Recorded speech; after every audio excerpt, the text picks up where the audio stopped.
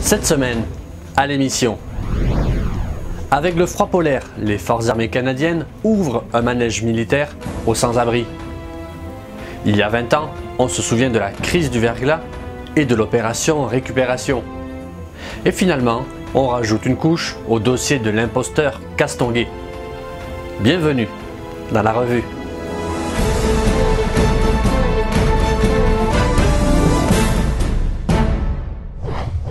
Alors que le froid extrême menace les plus vulnérables et cause un engorgement dans les refuges pour personnes en situation d'itinérance, le gouvernement canadien a accepté d'ouvrir aux sans-abri pendant au moins 2 semaines un manège militaire situé au centre-ville de Toronto.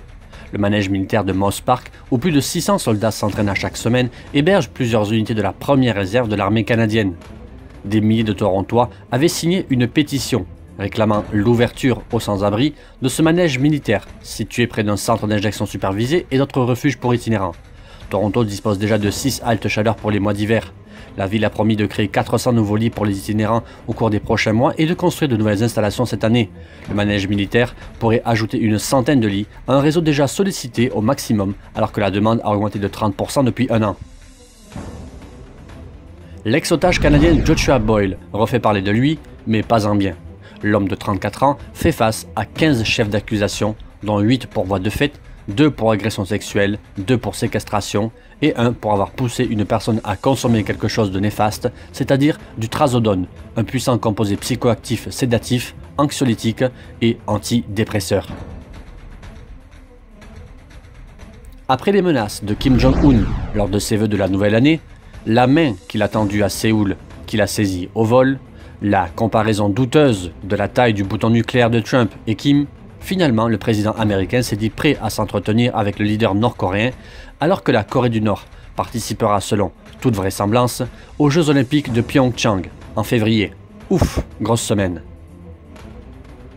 C'était l'événement climatique le plus catastrophique que le Québec ait connu.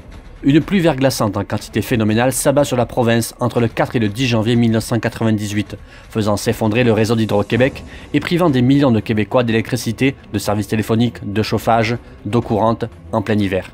Les forces armées canadiennes ont été dépêchées et ont alors organisé le plus grand déploiement jamais réalisé en temps de paix depuis la guerre de Corée. Près de 11 000 militaires au Québec et 5 000 en Ontario appartenant à 200 unités différentes ont alors pris part à l'opération Récupération. Les milliers de réservistes et de membres de la force régulière qui se sont déployés ont aidé les équipes des entreprises hydroélectriques à rétablir le courant, enlever les débris, aider les gens à se rendre au centre d'hébergement, mais aussi nourrir les gens, fournir des lits et des couvertures à ceux qui en avaient besoin.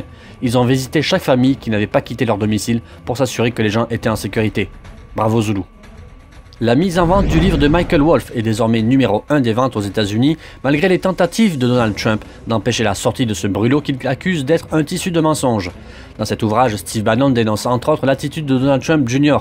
Jugeant qu'il a commis une trahison en rencontrant une avocate russe durant la campagne, il donne du poids à l'enquête du procureur spécial Robert Mueller sur les liens supposés entre Moscou et l'équipe Trump. Après des manifestations ayant agité le pays et ayant fait 21 morts, l'Iran s'est retrouvé une nouvelle fois au cœur d'une polémique, alors que les États-Unis ont appelé à un changement de régime et réclamant une réunion du Conseil de sécurité des Nations Unies. Sauf que la majorité des membres ont jugé qu'il s'agissait d'une ingérence dans les affaires intérieures iraniennes. Les États-Unis ont dénoncé le budget des dépenses iraniennes en armement, eux qui sont les premiers, et de très loin.